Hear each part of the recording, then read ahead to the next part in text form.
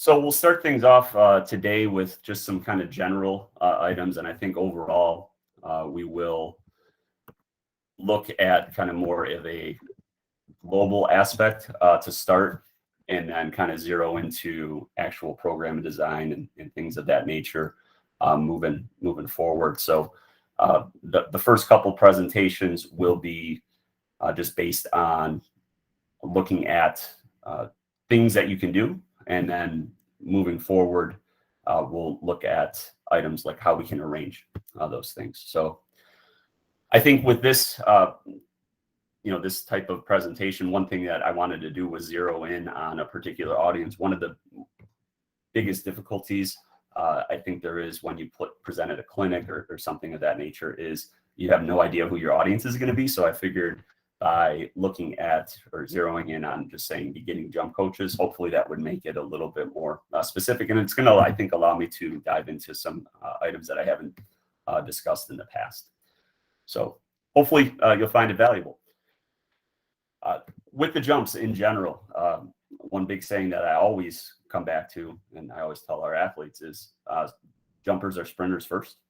So you got to spend some time talking about sprinting. And I think it's super important and often overlooked just because, the reality is if you can create people who run better, they're going to jump better.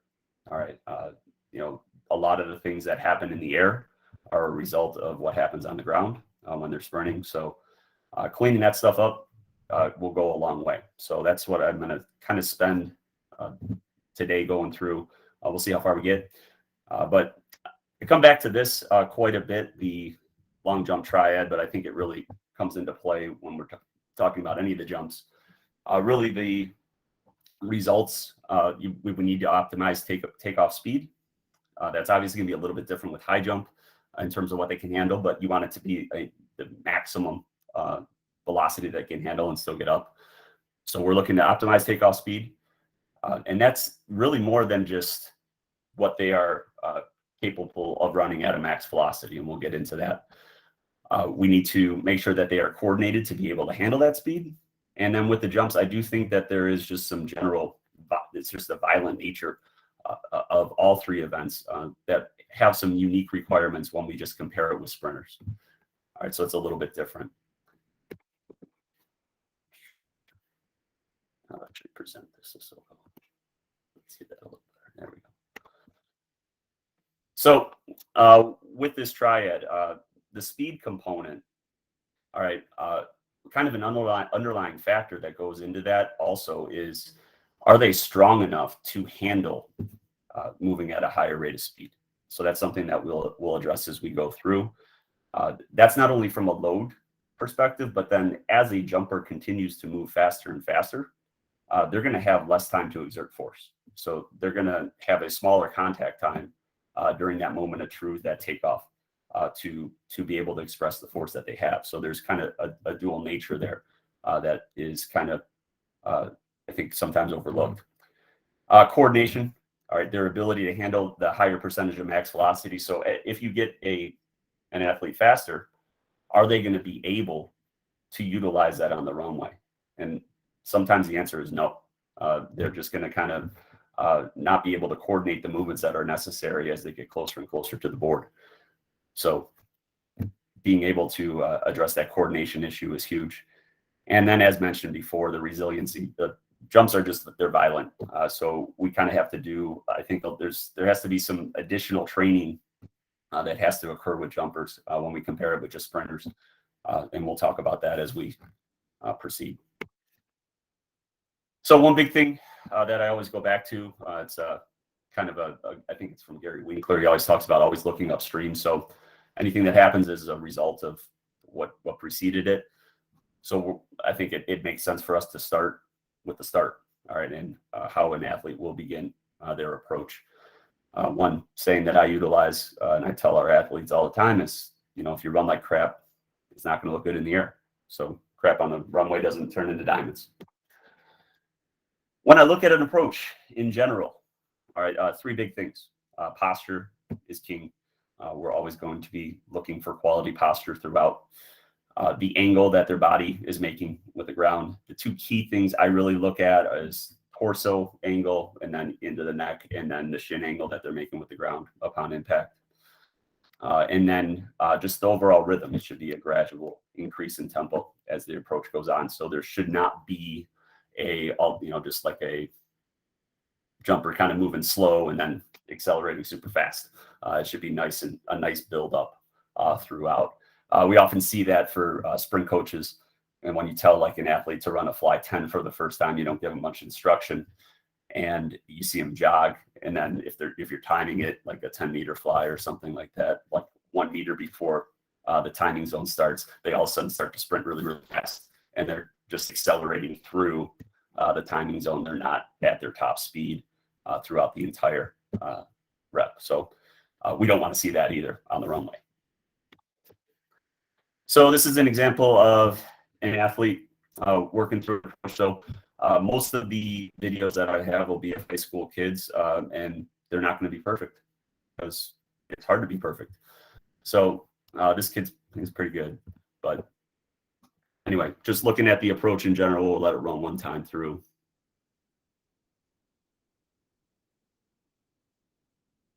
I know it'll be a little bit choppy. I did put just about all the videos except for this one. I could not find it. I'll try to get it on there, but it is in that Google Drive folder. Everything else is in the Google Drive folder that I shared. So as we look at this approach, obviously it's in slow motion, but his rhythm is pretty good. He is increasing gradually. This is just my slow-mo going out, so he's not all of a sudden accelerating really fast there. But if we pause it, a couple other things. In terms of his posture, it's pretty good. He is, one thing, this was his, PowerPoint needs to be better with video. All right, so, sorry. Okay. So he is a little bit tense up top when he runs. This was his junior year. He improved that a little bit his senior year. But as we look at posture, a couple key things. If I get a good still frame here, let's see. Upon impact, like here, you can see shin angle and torso angle are similar. We're going to look at that throughout. That's going to be a big thing for us when we look at the jumps and running in general. We want to see upon that moment of impact. Go. Again, torso angle, shin angle should match one another. So that's something I'm going to continually look at, and we'll talk about that more as we continue on. So that posture item, pretty good for this jumper. And then as we look at just that general body angle, you should see the body angle gradually increasing as time goes on, and that can be seen throughout the course of the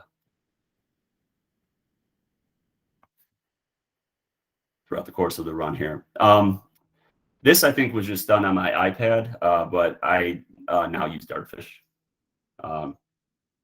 So I have Dartfish on both my phone and an iPad. So that's typically what I'll use, and I like it a lot.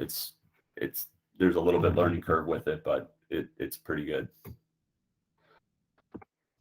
So general guidelines for the approach, and we'll resort back to that video a little bit more as time goes on, but general guidelines for it. For a high school athlete, I'm looking anywhere for their approach length in long or triple to be somewhere between 12 and 18. Typically with long, the maximum we've gone is 18. For triple, we tend to stay closer to 14. At the start of the season, if it's a freshman, I'm usually going to go about 10 steps. And then at the start of the season for our upperclassmen, for like long jump, we'll start at 14, and then they'll typically progress to 16 as time goes on. We'll also refer to that as cycles. So a cycle would be contact off the left, contact on the right, and then back to the left. So it would be just a step on each leg. For high jump, we're going to look at 8 or 10 steps. Most of our jumpers tend to be 10, but I've had some more powerful type athletes who did better with 8. In general, with long and high jump, pretty much we'll always start with the stronger leg forward. Um, so they'll have an even number of steps. So it's going to be their jumping leg. All right. So that's one thing that will remain consistent. And they will have, like I said, an even number of steps. With triple, they'll still start with that same leg forward. So if you have an athlete that does longer triple, they'll still start with that same leg forward. There is a chance so that they may have an odd number of steps in the triple jump because they may like to use their more coordinated leg. So I classify it as like a more powerful versus coordinated leg. So for me, like I jump off my left, that's my powerful leg. My more coordinated leg, which is what I would kick a soccer ball with, is my right leg. So oftentimes athletes feel better triple jumping with that more coordinated leg because the first two phases are faster. So that advantage in coordination is helpful, but there's debate in terms of which is better. I usually just start with what the athlete feels more comfortable with, and then we kind of make changes if needed. So that's a takeoff foot. It's pretty much, for the most part, I'd say 90% of right-handed athletes are going to jump off their left leg, especially if they play basketball. That's usually what they'll go with. It would be synonymous with what leg is forward in the blocks. So all that stuff is kind of consistent.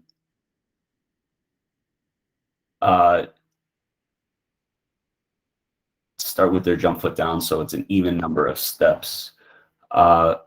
So yeah,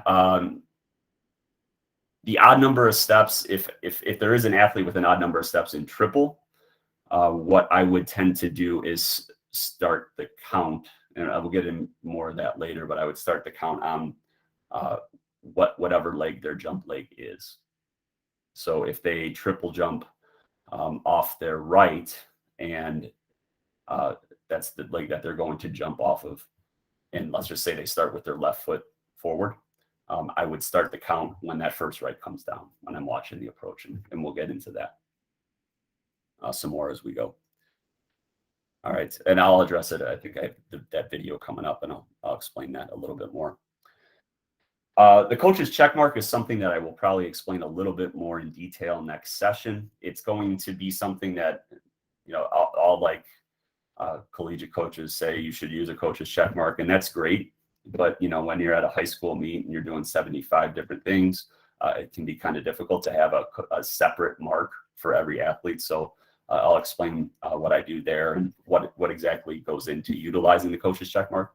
But one big thing that I think you need to emphasize with athletes, regardless of what event you're dealing with, is they need to own their approach. It is theirs. So I get really angry, like if an athlete doesn't know what their mark is, like that's a problem. And, I don't tell them. I have it written down, but they need to know what their approach number is. For sure. And then they need to be able to make adjustments as well based on the weather, fatigue, wind change, and all that stuff. So they have to own that and understand where they're at in space and how to make adjustments. I'm there for them to help, but I'm ultimately going to try to be as hands-off as possible because it's their approach. So I think emphasizing that is a huge thing.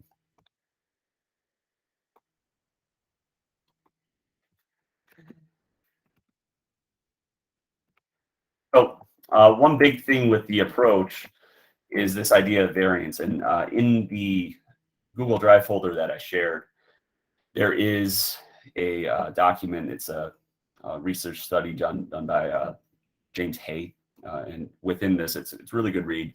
But this is the big takeaway from it. Every approach is different. No matter how much you rehearse it, it's every location of steps is going to be different. And it's going to increase as time goes on. So until you get to the last 6 steps. Once you get to the last 6 steps in an approach, so this study was done with long jump. High jump, it would be probably like the last 3 would be what I would say. But once you get closer to takeoff, you start to steer. Your body kind of senses where it is in space, and then those steps become more consistent. So if we take like a typical 16-step long jump approach, those first 10 steps, the variance is going to increase from step 1 through step 10. All right.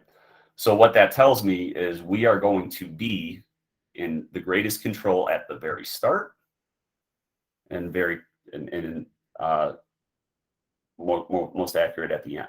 That's when we're going to have control of where we're at in space. That middle part is going to be where the variance is the greatest. So from my standpoint, we really hard making that start consistent. So we're going to go through, we'll talk about the start, and then there'll be things that we talk about later in regards to steering where we can improve that component as well. So 2 types of starts that we use, the crouch start and then the rolling start.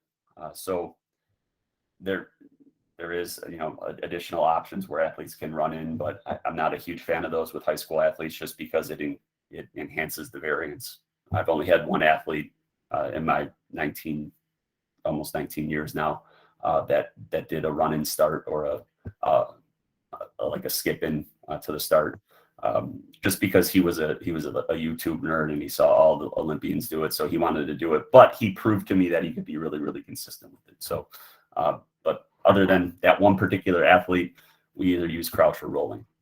In general, I find that more powerful, like your strength kind of type athlete will gravitate towards the crouch start because it's a little bit more similar to blocks where they're kind of generating some tension without movement. Your more elastic athletes will tend to gravitate toward the rolling start. So the vast majority of my athletes that I get are more elastic as opposed to strength based. So they tend to go with the rolling start. So the crouch start, just running through this list real quick, and we'll have an example here where you can see. So 8 to 12 inches between the front heel and rear toe. Most athletes are going to try to have a bigger space with that, but that makes it a little bit more difficult to push adequately off the back foot. So we want a taller athlete probably be closer to 12. Shorter athlete might be about 8.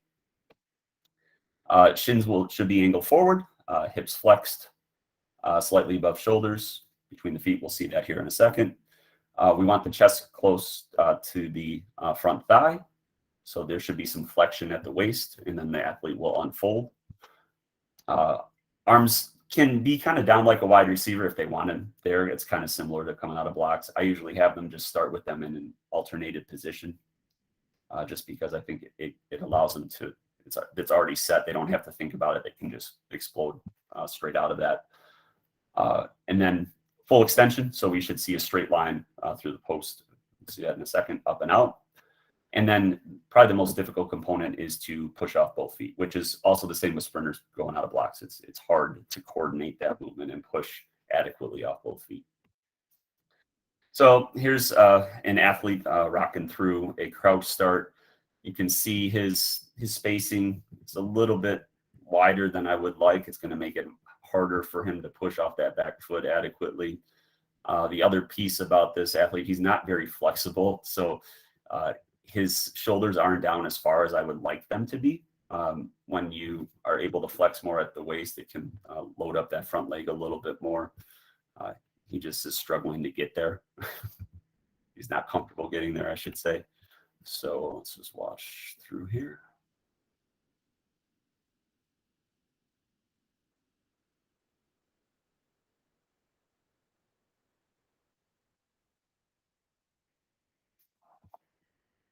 One more time. So you can see he does a pretty decent job of unfolding in this particular rep. So when I say unfolding, that'll be something I come back to. What I mean is he's in a state of flexion here at the hip. And then he will come up and then we'll get into like a triple extended position. So you'll see a straight line from head to toe.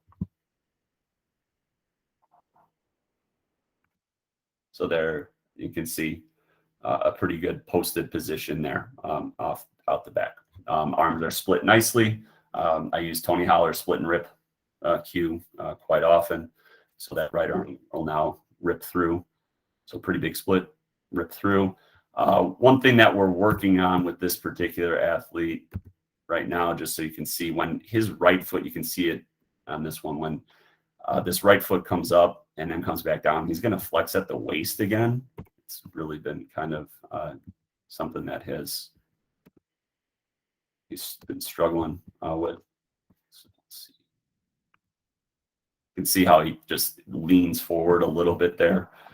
That's been something that we have been working on. I don't have any magic cue for that yet either. So just thought I'd share that. This athlete, he actually is more elastic, but he thinks that he needs to do a crouch start now. So we'll see what happens once our season actually gets going.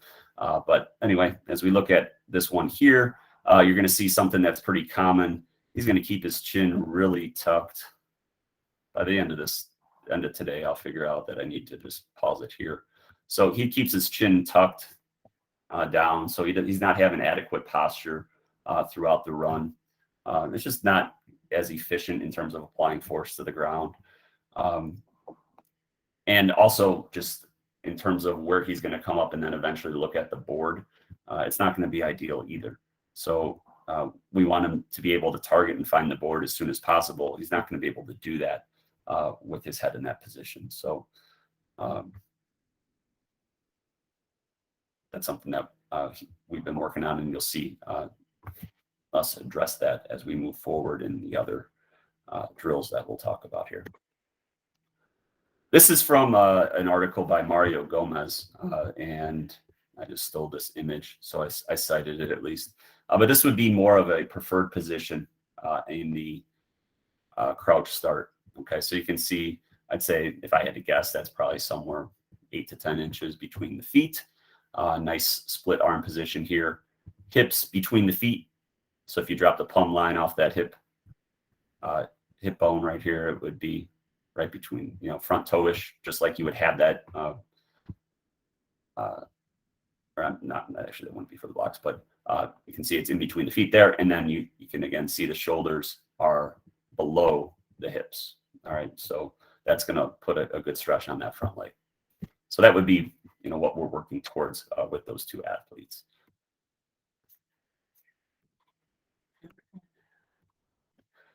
Another big item, I think this is actually from Joel Smith's book, Speed Strength. But one thing that we should see within acceleration is upon foot contact, we should roll forward to the ball of the big toe. So you're going to actually see the angle that is made with the shin in the ground decrease. All right. I just point that out because one thing we definitely don't want to see is that angle increase. All right. The way that would increase is if the ankle is not strong enough to handle that position. So then if the ankle isn't strong enough to be able to handle that shin angle goes up and then acceleration is done. So they'll need to have really good foot and ankle strength to be able to roll through to the ball of the big toe. So we'll look at that as well. Rollover start's going to be pretty consistent in terms of positioning, except there will be movement into it. So the athlete will roll back. We'll focus on having the front foot dorsiflexed. The opposite arm will be extended high, and then you'll flex the waist to get into that crouch position.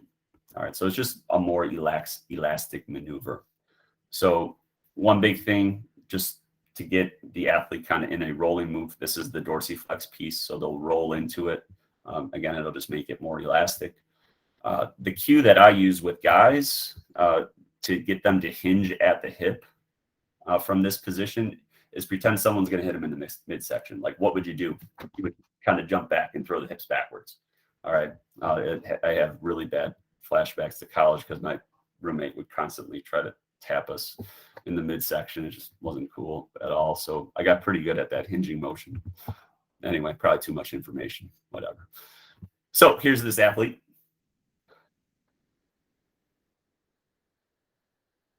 So again, he does a pretty good job getting to a posted position. He is a little boundy in his approach at the start, which is something. So he's putting too much force in going up. I'm not a huge fan of that. You will see it in a full approach of his. the rhythm isn't that great. He's really boundy, and then he starts to get into a higher frequency. So we're working on him making his push a little bit more horizontal, so it's not as boundy. But if you watch this rep, one thing I told him was I would like the next one. I want him to see. I want to see the torso to be a little bit lower, in the flex more at the hip. So right now, just watch. He gets to a pretty good posted position, so that wasn't bad. Yeah, that one I swear I was on the right thing and just went. So if we watch this, he gets to a pretty good posted position, so that's not bad. But again, I wanted him to lower a little bit. Now, if we watch the next one, so here, I'm Mr. Smart Coach guy, and I'm like, oh yeah, just make sure you bring your torso down a little bit.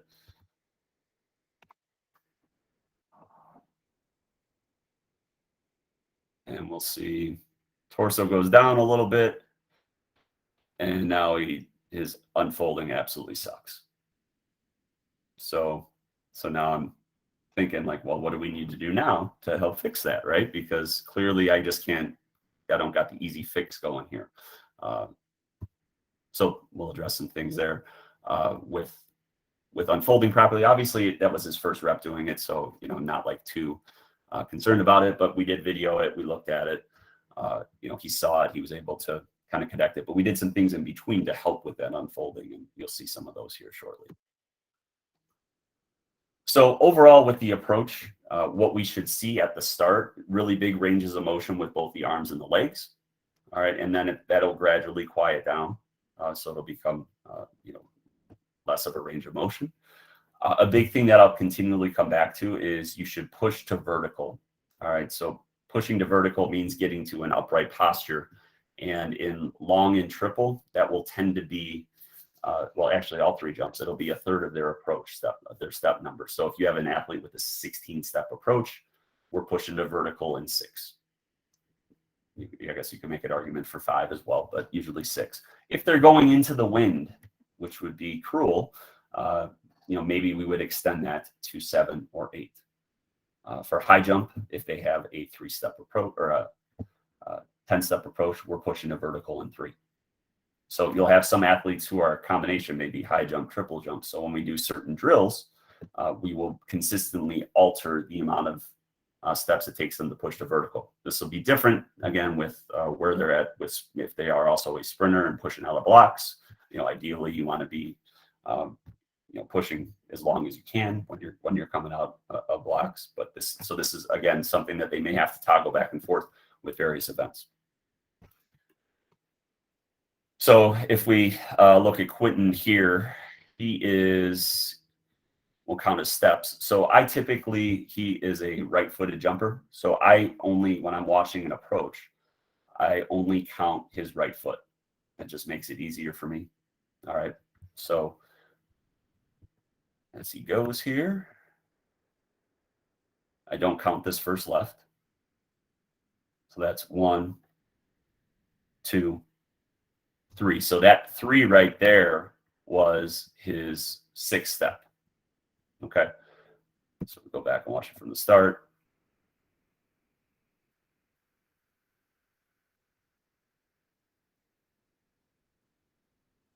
So you can see he is still, I would say, not quite vertical. He's close to vertical there, but he probably pushed a little bit longer than I would want. So generally speaking, again, we want a gradual angle increase, which he has here. But if what angle they're going to come out of the back of the approach is going to be dependent upon like their strength level. So hypothetically, if we say that they come out at a 45-degree angle, all right, and we want them to get to 90 and 6, all right, that would be, you can use something like Dartfish to measure their body angle, so their shin and torso angle with the ground, and you can see if that's increasing at a nice gradual rate. So 45 divided by 6, you'd be looking at 7.5 degrees per step. Okay, over those first 6 steps. All right. One big thing that you'll tend to see with inexperienced jumpers is a really big increase.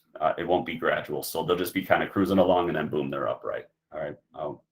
So making sure that they're pushing kind of uniformly down into the ground and increasing that body angle is a big data. As far as upright running is concerned, all right. Again, the stride frequency should just be increasing rhythmically. We're again going to be looking at the posture of shin, pelvis, torso, and head. All right, and then one big thing will be that we'll look at when we'll see a full approach is just vertical oscillation of center of mass. So they should be kind of bouncing down the track a little bit. There should just be a little bit of undulation of the center of mass kind of going up and down. Once they get to the penultimate step, then things will dip down so they can get up again. But they should kind of look a little bit bouncy moving down the runway. All right. So question, should we cue eyes up as soon as they start? What I'm going to look for, and I'll go to, what I'll look for is kind of like their vision should, if their body is a straight line, their eyes should, their line of vision should be like a right angle to the track. So if they had like Superman eyes, like Superman laser eyes, that you have your body angle, and then the Superman laser eyes would form a right angle looking down at the track once they're at that posted position that we talked about. And then gradually, that's just going to rise as time goes on. So then eventually by step 6, ideally, their laser eyes would be shooting straight past the runway or parallel to the runway. Okay.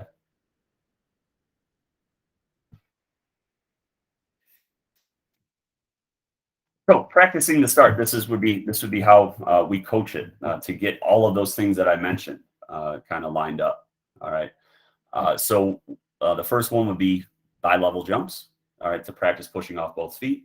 We'll look at the unfolding component with med ball tosses. The low lunge walk is something that I'll talk quite a bit about. Chris Corpus talks about them. He calls it Chuck Berry walks. It's literally the best drill he's ever made. I think he and I talk about that all the time, and it's fantastic. And I'm going to go through everything that we have seen with that drill, probably maybe a little bit today, and then into our next session. Wall push and wall switches, that's just to get comfortable with pushing down and back. Resisted sprints I'm not going to show because you can, those are pretty straightforward. Use bands, use sleds, Exergini. You can use whatever you like for resisted sprints. That would probably be a whole nother session really in terms of loading and all that, but you can get them to practice starting with resisted sprints. Wickets we'll talk about more with top end speed, but what I tend to do anytime jumpers are doing wickets is they'll do their crouch or their rolling start. They will push to vertical prior to getting to the mini hurdles in 3 to 6, and then they're going to kind of continue then their rhythm moving forward as they get into the mini hurdles. So I'm really a jerk about it. Like if I just see them kind of approach the mini hurdles kind of haphazardly, I get pretty pissed. So it's like, they know that they need to be, that's an opportunity to rehearse the start.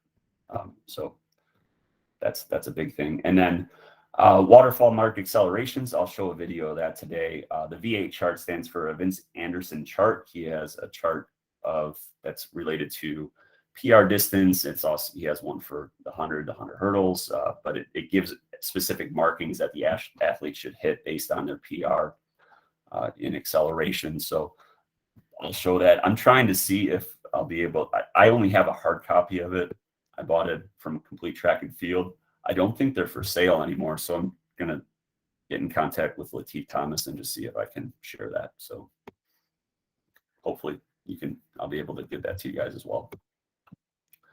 So the drills, everyone loves the drills. So here's bi-level jumps. You get into a kind of staggered position here with this, and then the cue is just to push off both feet. So often what we'll have athletes do is do this drill and then go right into their rolling or crouch start.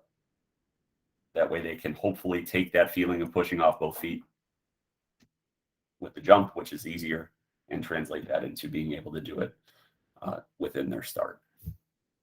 So that's bi-level jumps. You can do this with jumpers. I'll let a little bit of like counter movement take place. If I was doing this with sprinters, I would say no counter movement. Like then it's going to be more similar to a block start. Medicine ball forward, underhand forward. This is my favorite drill probably for unfolding that we talked about. So that athlete who I told to have a lower chest, or this athlete right here who was struggling with keeping his head in line with the spine. This one works pretty well. So you can see hips flexed, and he did a nice job keeping his head in line with the spine. That's a really heavy med ball. That's a 30-pound one. We normally don't throw 30-pound med balls, but this one I thought it would be more beneficial for him and just more of a challenge to kind of stay in the proper position. And then I would actually, so this would be kind of reverse, we'll eventually get lighter and lighter with the med ball as time goes on for this athlete. All right. So the heavier med ball actually kind of helped him stay in a better position. He was just kind of breezing through it when he was using a lighter one. So we went with the heavier one. Again, still looking for similar things. Eventually, once he starts producing force, we want to see shins and torso parallel and pushing together as he comes up. Wall switches, the cue I use is push. I used to just say push to switch. But then an athlete was like push into the wall with my hands. And I was like, oh no, you got to push your foot down into the ground. So I'm looking, this is just your standard wall, like acceleration switch drill. So again, this is something that I would utilize. Athletes can kind of do this on their own. They'll do this and then they'll progress into a start. All right. Just to practice pushing down and back. This drill is pretty straightforward. We've all seen it before. One thing I would encourage, or one thing I would say is we're probably doing something like this, just this version of the drill, maybe for a week. And then we're going to move on from it. We're going to do something different. We'll challenge them in some way. Maybe we'll give them a med ball to hold up on the wall to challenge their balance a little bit. Or we'll have them just put one hand up on the wall and then move that hand around every rep to kind of challenge their coordination. So once they are able to, once they have that idea of pushing down and back into the ground, we're going to challenge them mainly so they have to figure out how to get to the ball of their big toe. The wall push, this is stolen straight from Bushexnader.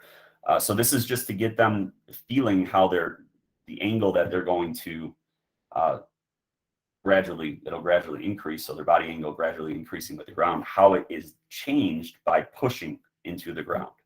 All right. Now, this guy, he was doing it in reference to high jump. So you'll see that he'll get to vertical pretty quickly.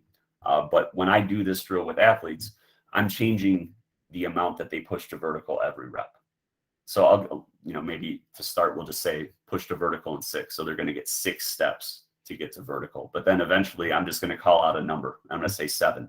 And then they need to figure out how to push to vertical in 7 and increase rhythmically there. All right. Then I might say 2. Then I might say 3. And they're going to take that many steps to get to vertical with a gradual increase.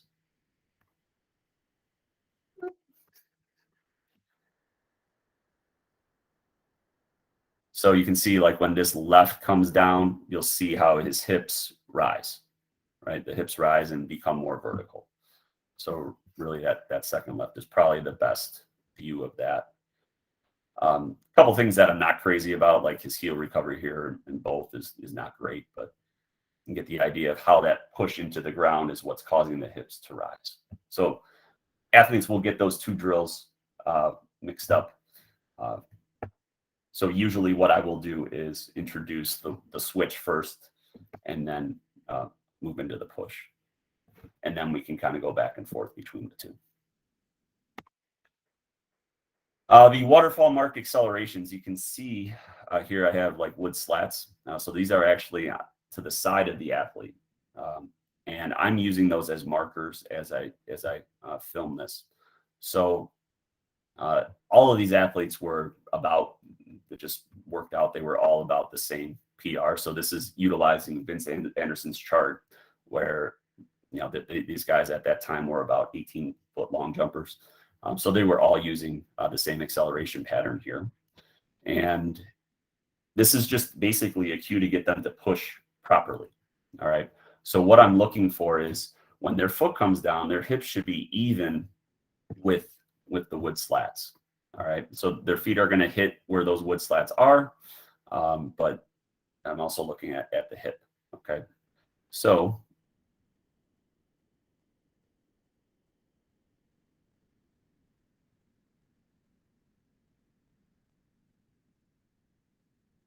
you can see there,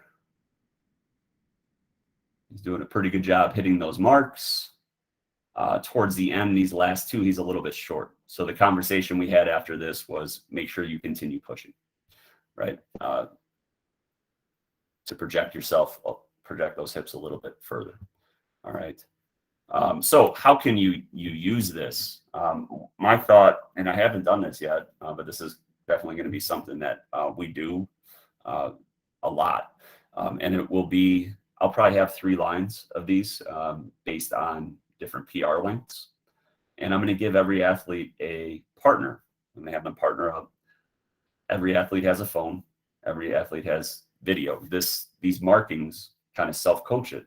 So they'll be able to see. So their partner will video it. They'll look at the video. The other one will go, and then they'll be able to make those corrections, and then I don't have to be in 75 places at once. Obviously, I'll be there. I'll try to get video of each of them, and break it down later. But at least they can get some, they can utilize each other, and that would be the more athlete-led situation there. So that's kind of my thought this year is, something that I'll do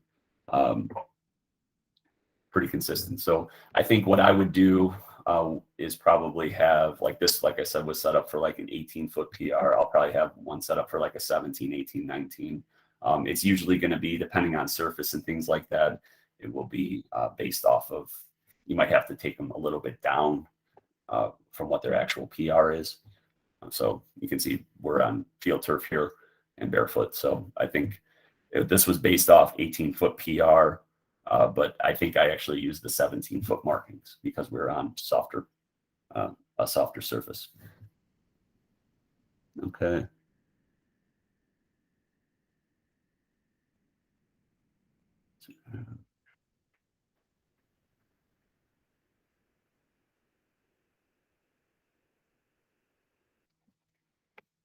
As far as same, every one of our athletes has their own mark. So like we don't use the same. Like I don't just say everyone's going to be at 80 feet.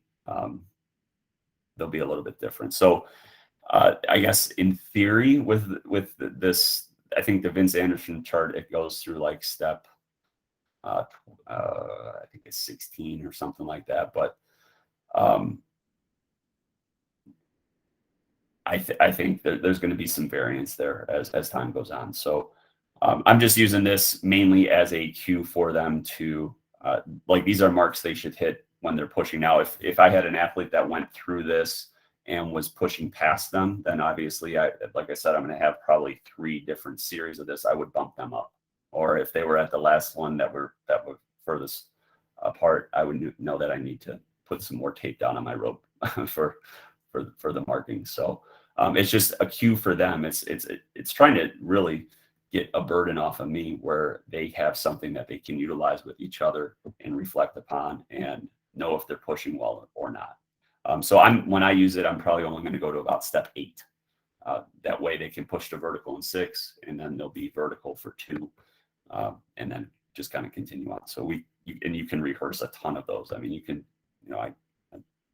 we could do up to 20 of these, in a session, each athlete, and there's not going to be much mechanical damage or anything. It's just, it's 8 steps. So, all right. Any questions? Anything that I didn't address there thus far?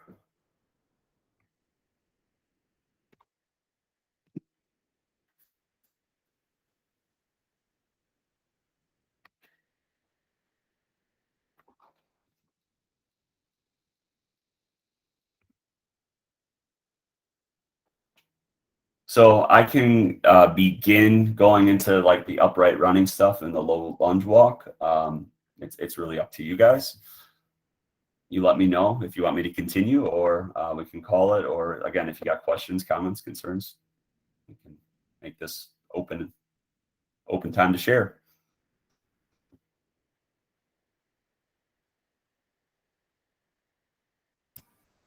I'd say keep going, man. This is awesome. Can't get enough. Okay. All right. Cool. So I think we'll at least we can start with the sprint technique component. So this is mainly just more of the upright running. Hey, Rob, I hate to interrupt. Can I just mention I actually did just get those Vince Anderson sheets, and it's a brilliant piece of paper. I actually had to like have several emails back and forth because you can't just order it on his site right now. Okay. Like the link is there, but it doesn't work. And I've told him that several times. But if you email, he's got a really nice assistant, and it's awesome. I mean, we've been using it just for the acceleration work, and then you flip it over, and it's got the long and triple jump numbers, and they're different.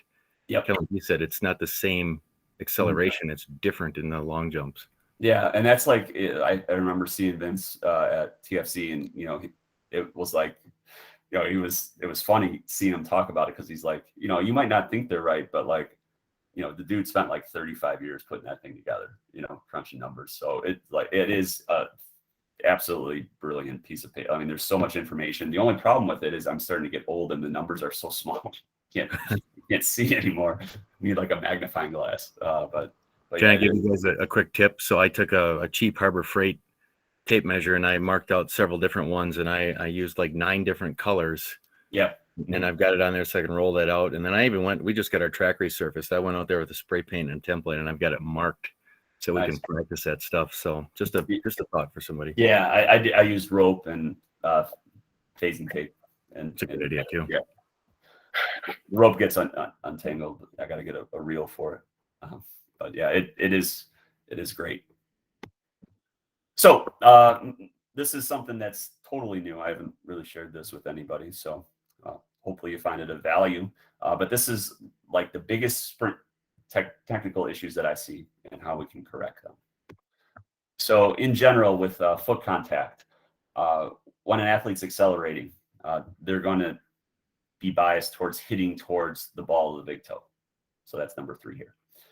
When they're in max velocity, they'll tend to hit on the outer part in the 5th met, and then they'll roll through to the ball of the big toe. So the contact will go 2-3. And I'll have a video that shows that.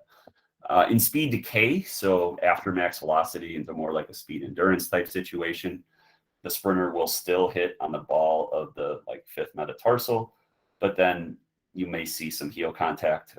The foot contact in general might be a little bit more midfoot. A lot of this is dependent upon spikes and energy return. And now with super spikes, you probably see less of this, but at times you're going to see the heel touch a little bit and then roll back through, eventually ending off the ball of the big toe. And then when we walk, that says 3-2-1. It should say 1-2-3. So we hit the heel to the ball of the 5th met and then roll through it. So that should say 1-2-3. So this video here, just a start from behind. I think this is Christoph. I don't know how to say his last name. Lemaitre, whatever. So anyway, the thing to watch on this one is how his ball of big toe is basically going to be where the contact is taking place once we get going, and then it'll become less as the video goes on. Here we go.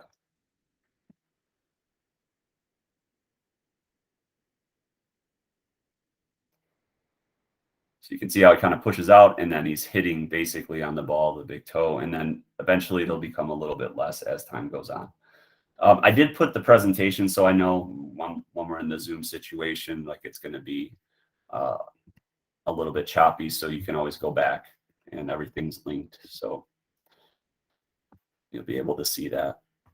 But again, that's going to be biased towards the ball of the big toe. Here we got our buddy Bolt from the front. So this is showing top end speed.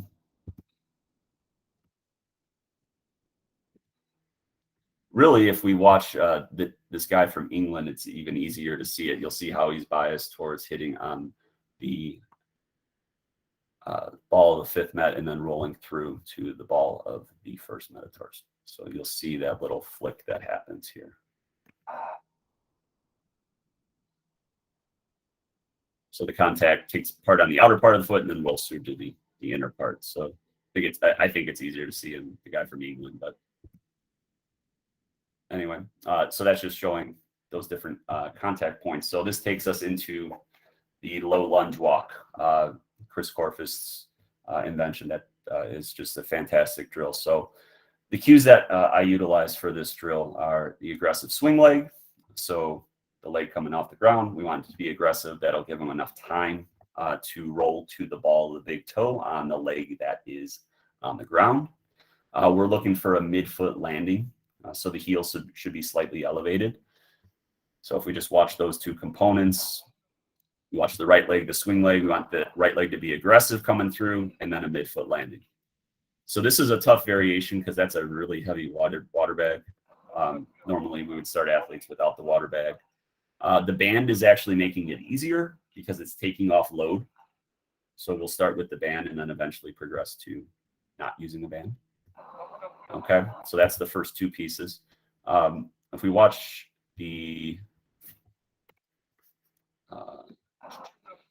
that left leg now, you'll see the shin drop occur.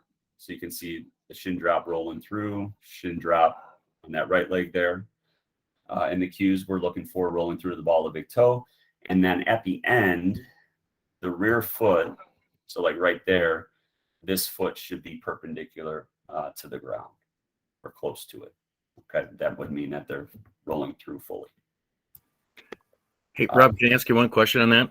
Sure. I started experimenting with those a little bit, and I noticed we talked about this a little bit with hamstring injuries, and sometimes they leave that recovery leg. It's almost like their shin stays parallel with the ground.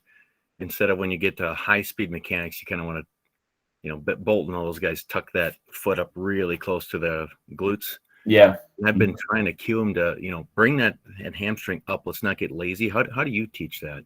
And I don't know if I'm right or wrong in that. I'm just testing, I guess. Yeah, I haven't tried that variation. I think that I could see how that makes sense in terms of just trying to get that heel tucked up underneath the butt. Shortening that lever is really what you're looking at there. So yeah, trying to get the heel up to the butt, I could see that being a viable cue. With the idea that they're still able to clear through and then come down. And not just cast out. I could see some athletes, if they got that heel up towards their butt, they may end up kind of overextending, and then possibly heel striking. That makes sense. Yeah. So as long as they're not lazy after that fact either, and still kind of cycling through and doing so they're not doing like your standard, like the butt kick, like the crap butt kicks, where it's just, we wouldn't want that. Yeah. So if it was like a quality butt kick where they're actually bringing the heel up and then they're still getting the thigh, maybe not parallel to the ground, but somewhere close, I think that would be good. I think your point of getting to that roll on to the big toe, that's what I've always missed on like coaching points. So that I'm glad you said that. Yeah. And what we'll see here with that, well, first we'll watch Marshall do it because he does a good job. So this is from the front. Okay, so you can see he's doing this without any band or anything. And Chris is talking. You get your knee down, and then you go down, the heel is going to move forward. That's really the key to keep moving forward.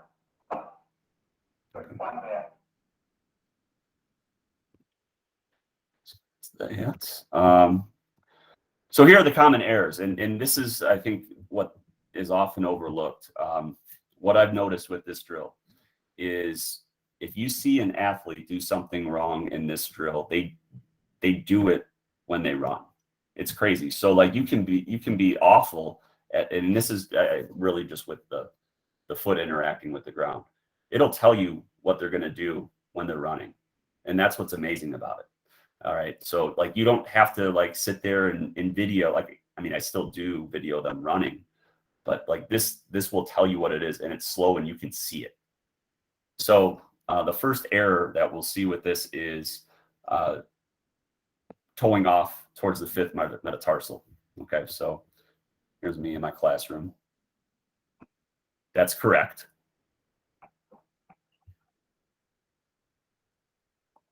That's not. So that's not getting to the ball of big toe. And you'll see that. And then you'll see that when they run. Okay. And it may just be 1 foot that does it. So they may be fine on the left, but then on the right, you'll see that. Usually what will happen is you'll see something with the arm action. So you have force going down to the right. So then something's going to kind of counterbalance to move them back to the left. But again, if they do this when they chuck berry walk, they tend to do it. I haven't seen where they haven't done it when they run it at top speed. So the corrections would be the low lunge walk or chuck berry walk, spring ankle isometric. So to get them comfortable with the idea of putting force into the ground through the ball of the big toe, that's going to be a big thing. So this playlist, I won't go through all of it, but that has all the different spring ankle positions from Cal Dietz. All right, this one just so we can see an idea of what I'm talking about. Keep it up here. So this is just like the first series where they're just holding up to 60 seconds. So this is just one variation. What'll happen is you'll change the angle and the heel, the angle that the ankle and the knee are making with the ground. So that's just one variation. Again, you're putting pressure on the ball of the big toe as you do that. Second error that we'll see is external rotation. So this could happen either before they lift that foot up, or it'll happen in the air. So I've seen it both ways. An athlete that I wrote this article about, the Drills for the Win article, he was one who would do it and it would turn out as he was in the air. A girl that I'm training right now, or actually, no, it's a guy. Sorry, guy that I'm training right now. He's actually in one of the videos. He actually spins it before he goes.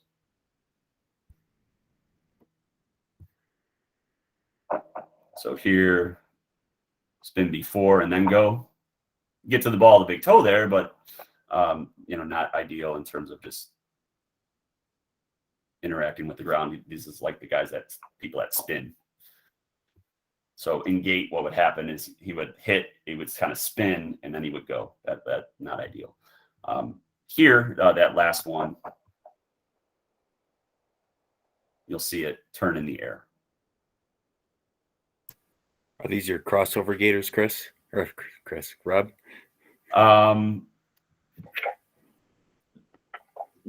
Can be. It can double. I've seen it. You'll see it actually in one of the guys who had it. Not all the time though. It can be separate. So with this situation, I went through it in an article. It has a bunch of videos. So that's something, if you want to do for homework, you can read that one. I won't go through all that, but it has all the videos and what we did specifically with that athlete. That athlete was a senior, so there's some things in there that I would not do with freshmen for him, but different items in regards to like ankle rocker and these low lunge walks and such would be things that would be great. Third error, and this is pretty common for young athletes, is just the heel strike. So you'll see this a ton with like soccer players. I mean, they're like notorious for heel striking when they're at top end speed. So you'll literally just see them come through and strike with the heel. And then you watch them run and they do that. Okay. So again, you won't even need to watch them run. They'll do it. So low lunge walk with the emphasis of a midfoot contact. Big drill that would be helpful is just the standard straight leg bound, which I'll show. It's impossible on a straight leg bound to contact the ground with your heel. You have to have a midfoot strike. So it works really well. Close wickets work well. That will force them to have a bias of midfoot contact. So we'll be anywhere from 1.4 to 1.7 meters. jump rope run, med ball punch run. Those are also those ones that are starred are also really good for athletes who are what we call late in the gait, which we'll show later. So this is, I don't know how well, hopefully we'll be able to see it. This would be stiff-legged bounds. It's pretty choppy. So just basically, it also called scissor bounds. We call them Peytons, also called prime times. But here I would go stiff-legged for this one in particular. You can get into a bent knee situation as well, where that'll be more synonymous with what is actually happening at max velocity. This is a great drill for improving tangential force to the ground, so how fast you're able to retract that leg down into the ground. So it's something that's great for everybody, but for an athlete who is a heel striker, a steady diet of this would be absolutely important. So that this particular athlete is a soccer player and has a heel strike, so she does a lot of these. We got late in the gate. Do we want to keep going or call it for the night?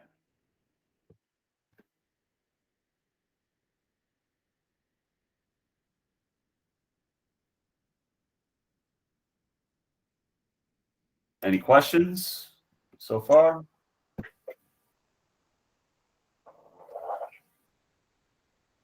I mean, this is awesome, Rob. Thanks for taking the time. I mean, this is late for you guys and teachers and everything, but yeah, I appreciate it. I mean, I'll talk all night, so I'm going to shut up. This has been awesome. All right. I'll finish up with late in the gate. How about that? So this one, or at least we'll get through some of it. So these two athletes, both really good athletes. This guy's a sub 11 100-meter dash guy. This one was a really good jumper for us. So 6'4" plus high jump, 22 long, 40, probably 43 triple kid.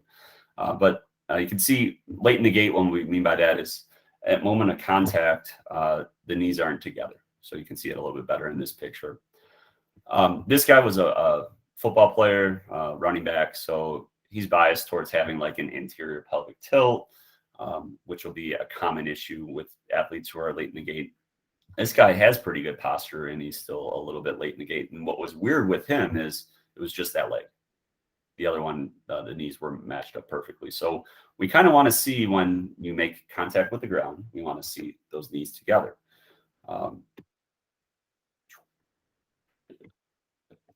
So this is what an elite sprinter looks like. This is a kinegram from Altus. So again, at touchdown, you can see with this particular athlete, this knee is actually even in front a little bit. These are about even. All right, so that's kind of where we would want to be. All right, we can see this though, like what's going to happen with athletes. You'll notice with the elite sprinters, the back knee is kind of closer to their butt. All right, so it's like almost underneath their butt. What we'll tend to see with high school kids is the knee way behind. All right, so I understand we're not going to turn every elite or every high school athlete into an elite sprinter, right? But we can try to make them look more like an elite sprinter. I think that would be a good goal. Okay. Other ways you can kind of tell if they're, so that would be at toe off, at full support. So when like they're fully on the ground, you'll see that the swing leg knee should be passed. So again, like if you had a frame of just full support, you would have an idea like this athlete is not late in the gait based on where his knee is at full support. Okay. This is another Altus graphic that I think is really cool because it's like spot on and with what you see. All right, so you can see again with like that elite sprinter, the knee is directly like underneath the butt. Okay, and these are like legit kinograms. All right, where like you deal with a 12-year-old female, you can see they're like fully extended. The knee's going to be a little bit further behind. Okay. You got the soccer player who's heel striking, like again, just like spot on, you know. So that's something that I'll kind of come back to. I'll even show my athletes that, you know, we're trying to make you look a little bit more like this. Okay, I don't want them thinking about that, but we're going to try to put them in positions to feel what it would be like to get in those positions. So can we get a high school kid to be in those positions? This is a 10-5 kid, not a high schooler, and you can see, in terms of where he's at toe off, knee is pretty close to underneath the butt. So is possible. I don't think I got one where you could see like here his knees aren't together, but he hasn't hit the ground yet, so he's going to be good. And there he's at full support, and then he's in front. So you can get a high school kid to get there. They just got to be pretty fast. All right. I always like looking. This is one of my favorite slides, and it shows the difference. So an elite sprinter versus a collegiate athlete. All right. If you just watch the path that their leg takes coming off the ground, right? You got loopy backside mechanics. Watch that again. Of the athlete on the right, a little bit more compact and less of a path there for the athlete on the left. All right. So again, we're trying to get the athletes to be more like the athlete on the left. Okay. And again, knee position there, you can see like the athlete on the right, the knee is way behind the butt, whereas the athlete on the right, it's pretty much close to underneath the butt. So again, that's something I'll show athletes periodically. So what can we do to correct being late in the gait? Close mini hurdles work really well. You got to understand the trade-off here, though. With close mini hurdles, you're not going to be training that tangential force coming down into the ground, right? So they're going to kind of go over the hurdle and kind of come almost straight down, so they don't hit the next hurdle. So what's a good thing to pair with this? I would say like the bent knee, stiff-legged bounds or bent knee prime times, or just stiff-legged bounds. That way you get some tangential force coming down to the ground to train that. Okay.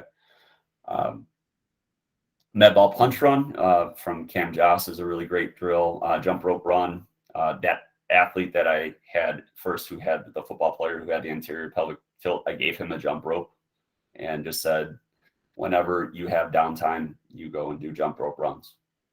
And so he did a lot of them. He had a name for the jump rope and everything. Yeah. And, I would just be like, go get Sydney. He would go get Sydney. And he would go do jump rope runs. And then I'll show an isometric, and then we'll call it for tonight. So this is the med ball punch run. Again, another good one for heel strikers. It'll just shorten gait, basically.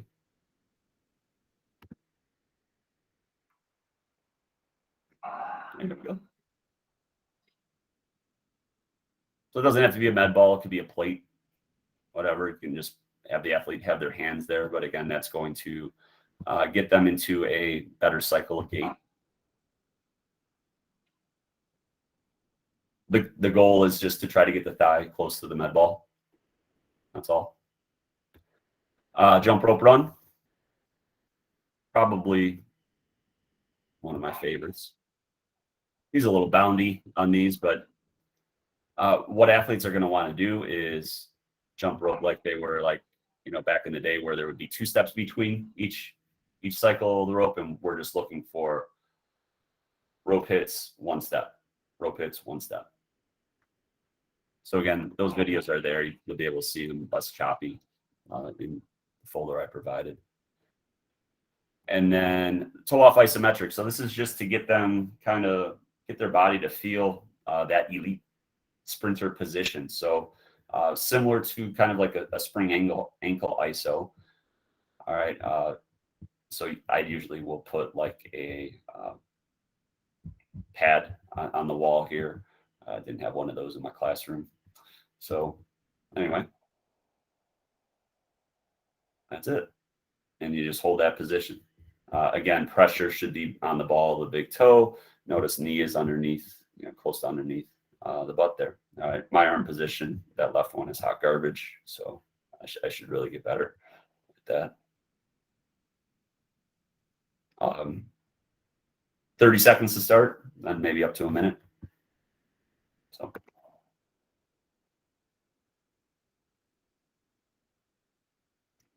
So I'll often pair that with, if we're doing like mini hurdles or something like that, like just a cycle of maybe this position, maybe some mini hurdles, and then, some of the stiff leg bounds. And that'll be kind of a circuit that we'll do periodically. All right.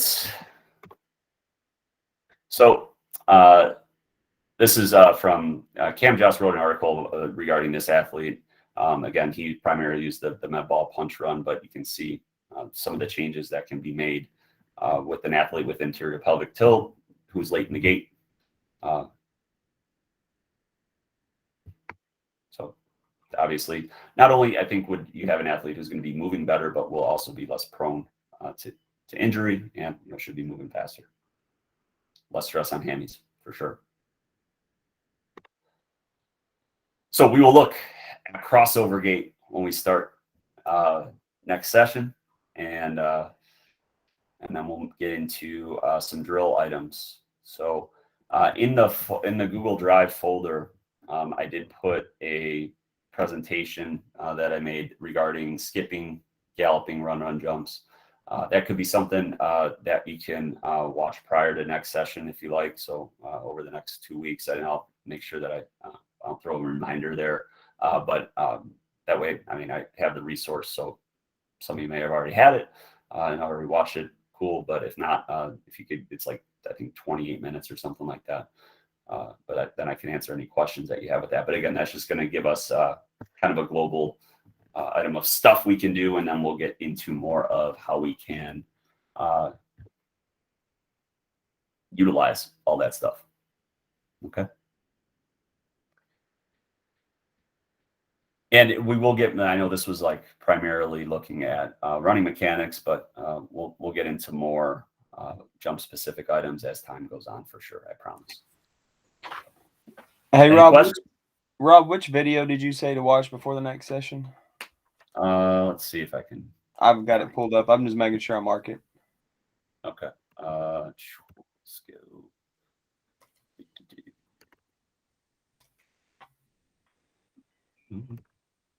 It would be, I can't even remember what I named it.